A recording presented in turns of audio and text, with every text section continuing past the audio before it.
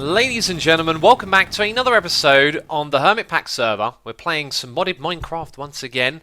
The last couple of episodes have been a little bit tricky for me to record. I've been running into problems. The projects haven't been terribly interesting. I know, I can tell from your feedback some of you are picking up that we're struggling a little bit.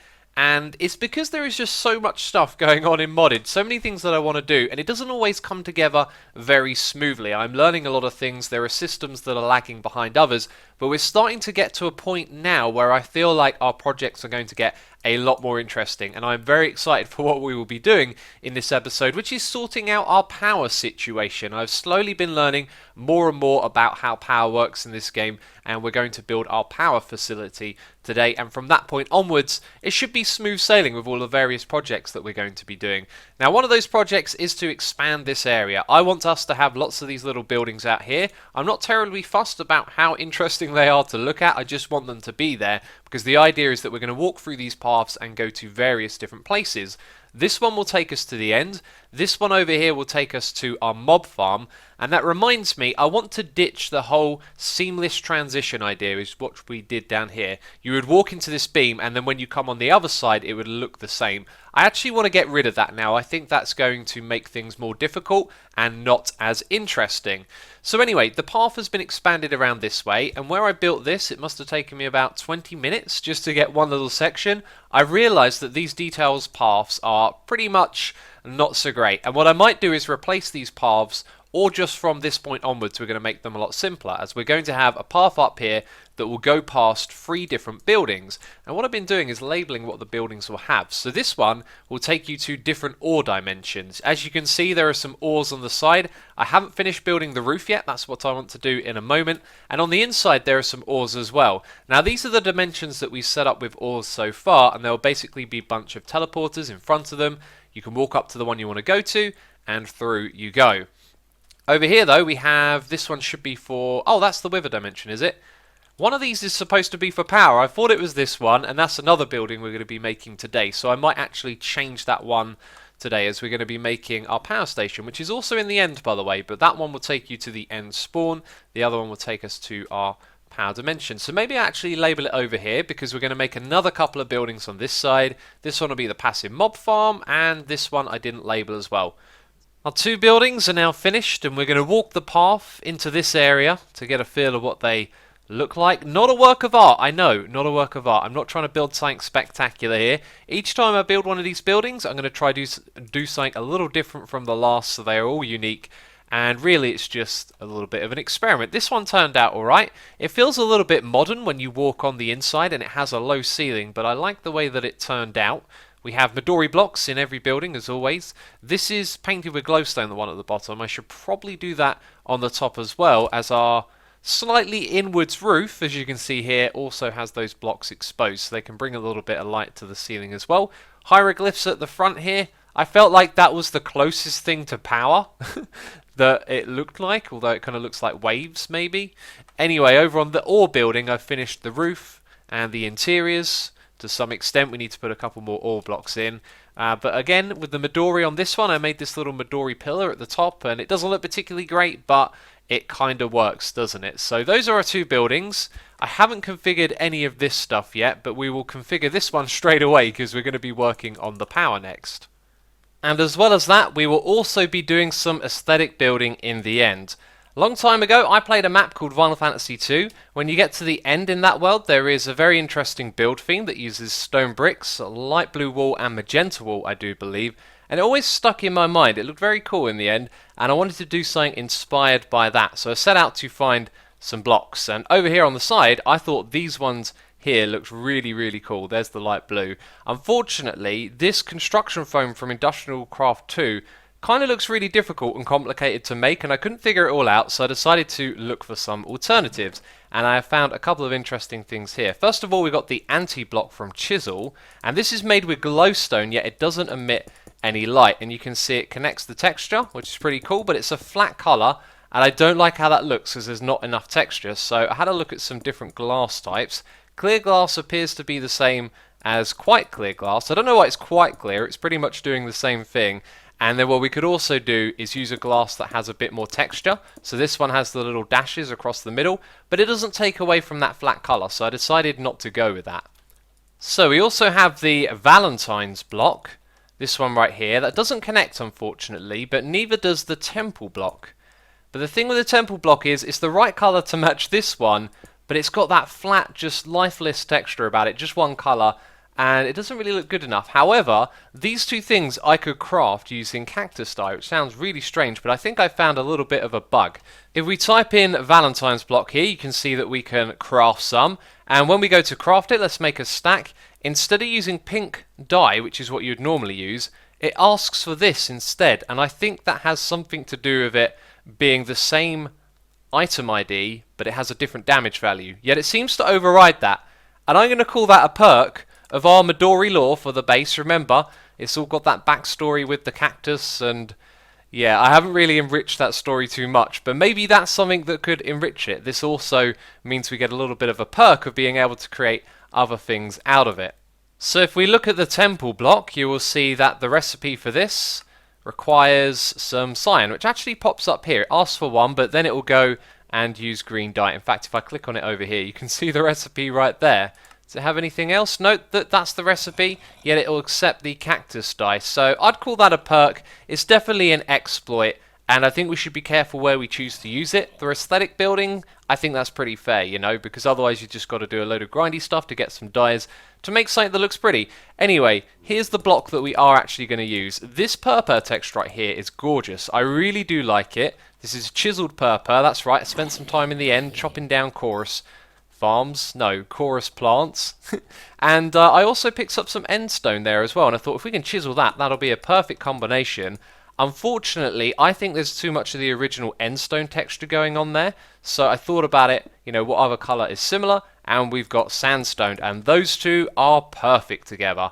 Not quite as bright as our magenta and blue, but I think that's what we're going to go with. By the way, False has also visited my base, doing some sort of Christmassy stuff. It's not really a prank, is it? I was going to say a prank. It's not at all. And this is amazing, by the way. It's not Christmas at the time of recording this video. It's before Christmas. I can't remember when this one even comes out. But anyway, it says, you've been naughty this year, and I got a block of coal. I don't agree. I feel like I've been good because I've got an amazing present. Look at this guy. That's incredible. Well done, False. How many blocks is that? 1, 2, 3, 4, 5, 6. A custom-built 6-part chisel on bits Santa. This guy is incredible. It looks like a large part of his body is built out of redstone blocks, then his beard out of wool. I don't know how she's done the detail for the face, probably lots of other little blocks. That's incredible. We've got to find a place in our base to put mementos. How about right here?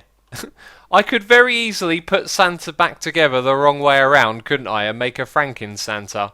I'm almost tempted to do it, but let's try and do it properly here. Hi, that's a little bit of your brain. That's the wrong bit of your brain. Yeah, that looks great. A little bit out of place. At some point, I must come over here and like maybe put a few Christmassy blocks, a sign above it, but that is awesome. If False, if you're watching, thank you ever so much. So, welcome to the end. This is the point where I want to reveal my plans for this build, which is just starting to come together in the baby steps. We're in the end, and we're going to use glass and sort of create some kind of mega structure here for our power system. And this is just the beginnings of it. I think these pillars need to be a little bit bigger, and there needs to be many more shapes interacting with them. But hugging to those shapes that we create, I think glass should pull things together. I kind of like the way it's see-through, yet it provides some detail. But many of the things you're looking at here might change as we go along. For example, this glass staircase right here, I am already thinking about changing. Now this is one texture of glass, and it's very difficult to see.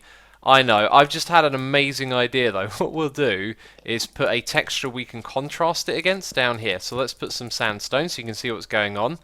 Now you can see the texture. This is one of the rare occasions where, and there appears to be a little bit of a problem just there, but you don't see it from that side. Well, anyway, some of this glass is chiseled, and we get to keep the properties of the texture kind of all the way through, so it looks very seamless. And my idea was that we would have this staircase leading all the way up to an outer ring where we could have solar panels. And if we look at the mini-map here, we can see all of the places that our solar panels would go. And that is a lot of them, and we may not ever actually fill them all up, but that's kind of the scale I want this build to be on. So this staircase would lead up to like a gangway where you could walk underneath this. And I think what I want to do is eliminate detail, which is another reason I'm thinking this is a bad idea to chisel all this stuff, because it takes a long time to do. So we would have 4 of these staircases going out to then a gangway which goes around that entire area. And these have been chunk aligned as well, and there'll be, you know, more decorations and structure over here. Let's press F3 and G so we can see the grid. The very center of this is 1 block off from the center because the chunk is 16 blocks. So to have a set of like odd numbers inside a grid that's made out of even numbers, what we're going to do is have the center of our structure just, you know, in the same position in each chunk. So if we go over to the center of this one, you'll find that it's just over by 1 block, and then all of these solar panels that are going to be in a circle around here will always be off by 1 block. That's kind of like the basics of the idea.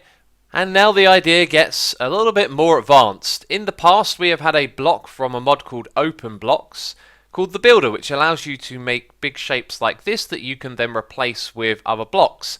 And I found something that does the same thing, which is very cool. It's from RF Tools, so there's no big tech tree.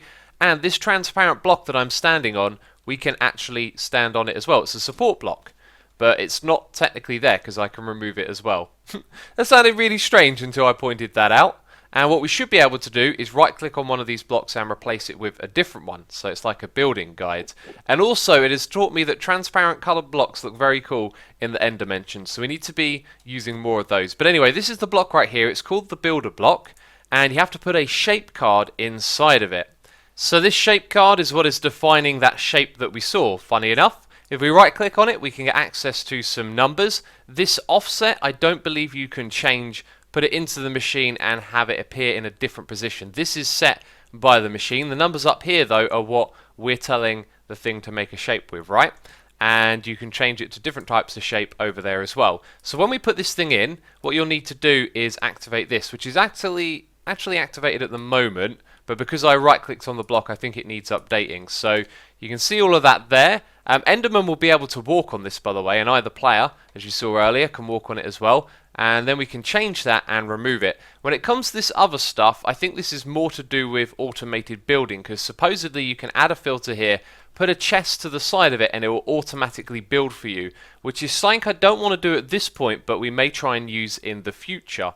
Then we have the offset, this bit right here. When you click on this, you can move it to a different location. The problem with it though is that it seems to just be 2 locations if you notice it moving over here. It doesn't ever put it behind us, which is kind of strange. Let's go put it in the correct position though. I had a little bit of a problem here. You see I measured diagonally outwards from the very center, so this block was in this position and it would always offset this by 1 in that direction, so you have to move it back as well.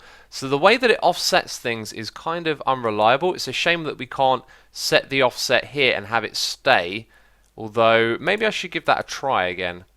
Aha, it just kind of occurred to me that what I've been doing is pressing these buttons over here to make it appear, but if we just click this and click it back on again, then the offset is here set in the center. Well, that would have made my life a lot easier a moment ago, but it does mean I can do something a little bit more extravagant with this. So we're going to build a big circular platform out of glass, and we're going to build it in 3 different heights. So it will slowly slope up as it goes outwards, but I've got a feeling that might not actually look that great. So I will do all the trial and error stuff. What I want to show you is that we can replace this stuff with glass. So, well actually let's just use this stuff. I was thinking this might look better, but for now let's use something we've got a lot of. So we shift right click with our swapping wand, and you can see we've got a very large section here. There are actually some controls to change the mode of this thing. So you can do single block, and then you can go all the way up to something like that, 7 by 7, and that's the highest that it goes, which is pretty crazy. So then we can... That didn't work. Okay, I kind of assumed it was going to work with that. I was informed that this might not work. Let's try that again. Oh, no preview this time. Okay, that has definitely caused some sort of issue, because if I try and fly downwards, I start glitching into something that isn't there. So it looks like there's some sort of conflict or error going on. I'm going to relog and see how that affects it. So relogging brings it back. Let's try this with a single block on the swapping wand, it's probably going to mess it up again, right? No. Is that because I haven't selected another block yet and it messes up? Well, if we can't use the swapping wand, I've also been told you can just right-click on the block and it replaced just one of them and I can move through like that. Whoa, okay. It did it like that. I was expecting to go in and turn on the preview, but I guess that makes sense because it's only a preview. So I put the glass in the chest, powered it with redstone, and now it's gone and placed the glass for us. So jump forward in time, X has been building, and somehow, even though we're sort of power playing at the moment, hours have gone by, and this is what I've built so far. It's not terribly great yet. It's kind of partially what I was going for.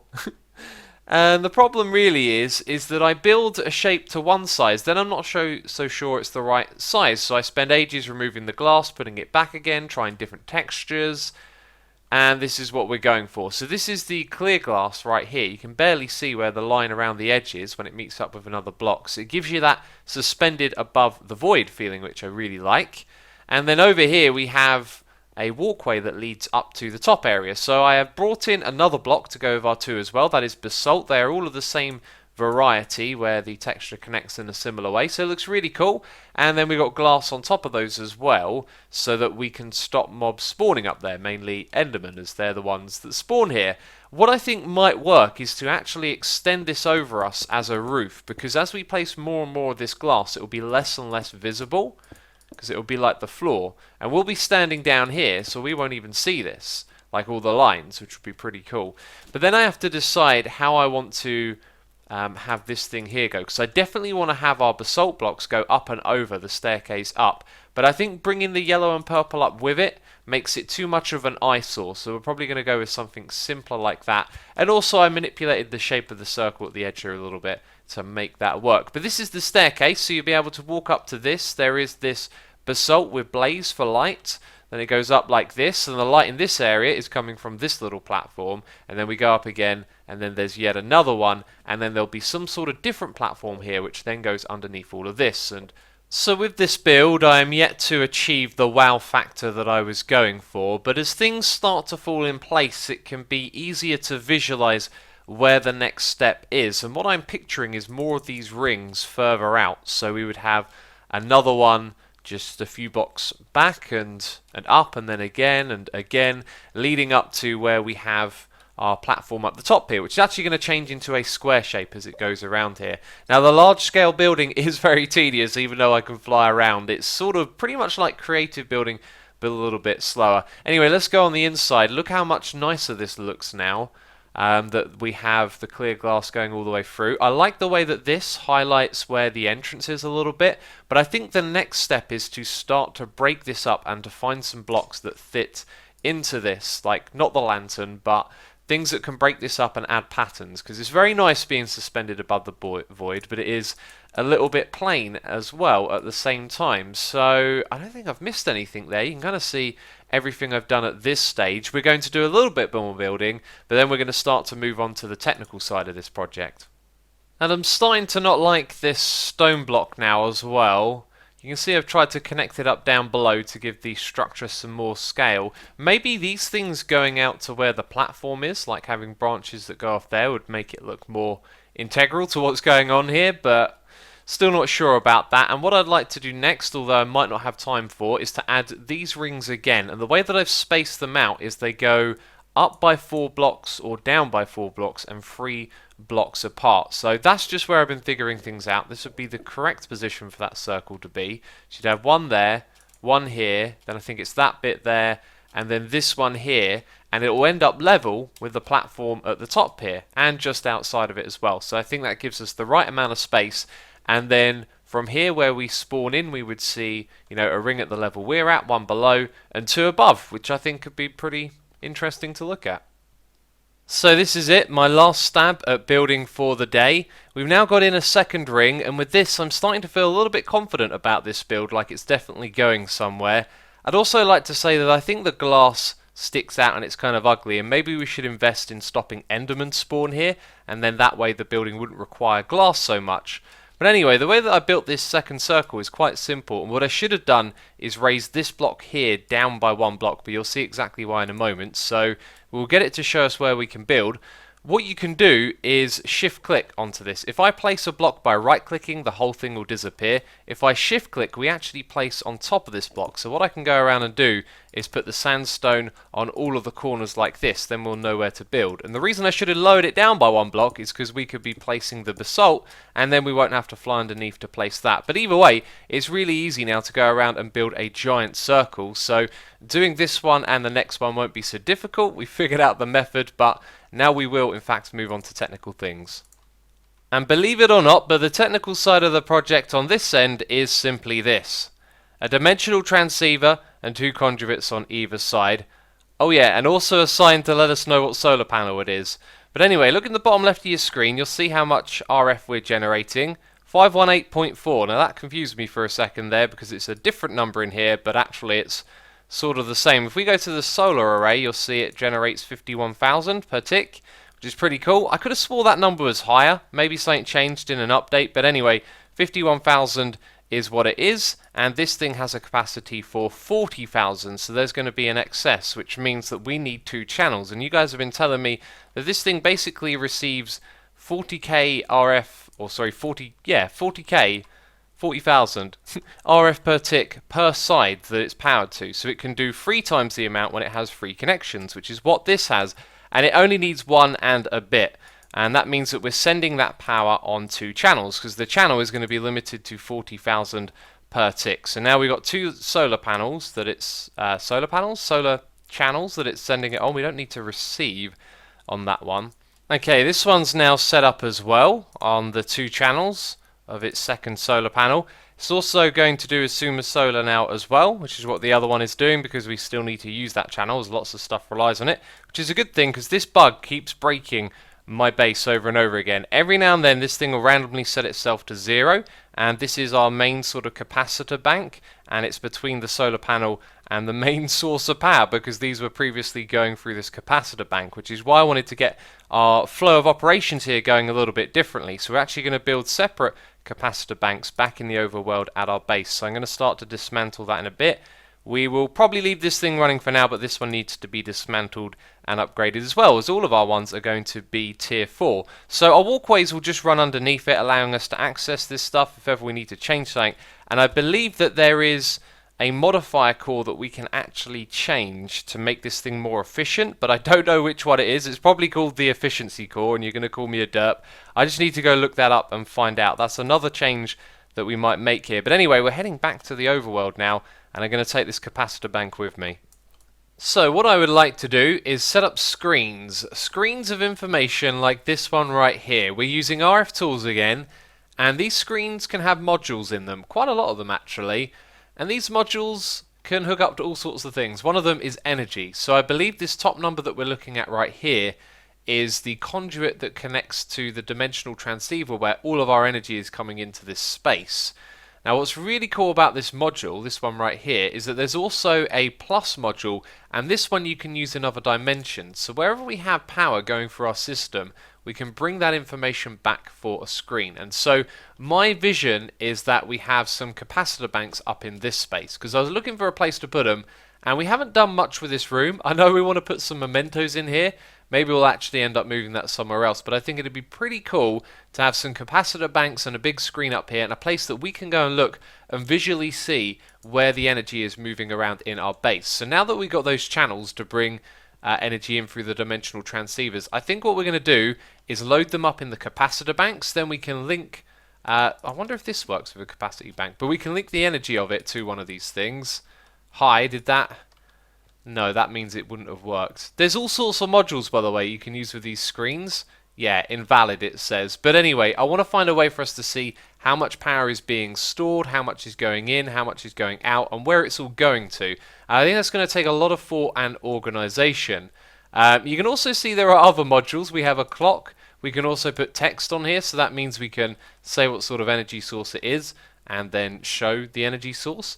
We can also use a smart wrench on this to make the screen invisible, which I think is amazing. You can make it bigger as well, so it's nice and readable. And you can even go up to that size. So this thing has a ton of flexibility, but my time is limited and I don't want to rush into it right now. But that's kind of the plan. I'll brainstorm it properly and we can end up with a very, very cool, interesting power system that tells us all about it. I also get a few comments about why do I never use the elevator. Do you know what? It's quicker to leave it down and fly in and out of this place, but it's a little bit more immersive to use this as well, right? I think I need to get into that frame of mind. Also, we can do that. Yes, let's go up and change the one up the top as well, actually. These things probably need a little bit of tweaking, made to look a little bit nicer. Yikes, there is a block back there that needs changing. We'll do that at another time. We're heading down here now because I've been solving a lot of my storage problems, and if you've been watching my live streams, you would have seen me go through the process of doing this. We had some issues with items finding their way over to this space, but now that we have upgraded the system, removed a lot of cables that were going all over the place, like unnecessary ones, this seems to be working. The priority is taking items that go into the system and bringing them over here. And every single one of these now has, if I shift click on it, 4 upgrades. That's why we were getting all of those emeralds, and a void upgrade. So once it reaches its maximum amount, it starts to void all of the items. And I do believe actually we've probably finished unloading tons of these items from the deep storage units, which is where we used to store them before. And remember, these were causing issues, so that one is still going very slow. I actually put tons of upgrades into these importers. That one's empty, that's good to see, so we probably need to swap them about a bit and give them help moving about. That thing's actually going quite fast now. If we whiz around to the front, we should see the number ticking up. Yep, there it goes, almost 20k, 20k, amazing. So that's really helped with the situation. And heading out the back here, the problem was all of these chests up here were getting filled up, and we want to rely on doing this less and less. We need to get everything into a proper storage drawer down in that space down below. So I've been fishing out all of the Never Stars, that's the one. These things, all the ones we've got drawers for down below, fishing them out of these chests and putting them back into our porter chest. And because it's now all working correctly, it will actually go down to that storage down below, which is something it wouldn't do before, and removing the cables seemed to solve that problem. So now they're all going down into the system down below. Oh yes, and you may have seen some items from the witch farm coming in there. I've temporarily hooked that up because, as I commented on earlier, we started to run out of redstone. Oh yeah, and also this one is reserved for crafting things. So when I search on this side, I can see all my items. When I search on the other side, we see things that we can craft, and it looks like we're up to 1,000 redstone. And that's where we're at with our new project, and that's what's going on around the base. As always, I plan to do more in an episode, but time gets away from me. Next episode, we'll probably be getting the power system up and running and working on our power thing in the end. That thing needs a name. If you've got any ideas, leave a comment down below. But if you enjoyed this video, leave a like. As always, thank you for the support, and I'll see you in the next episode. Ciao for now. Bye-bye.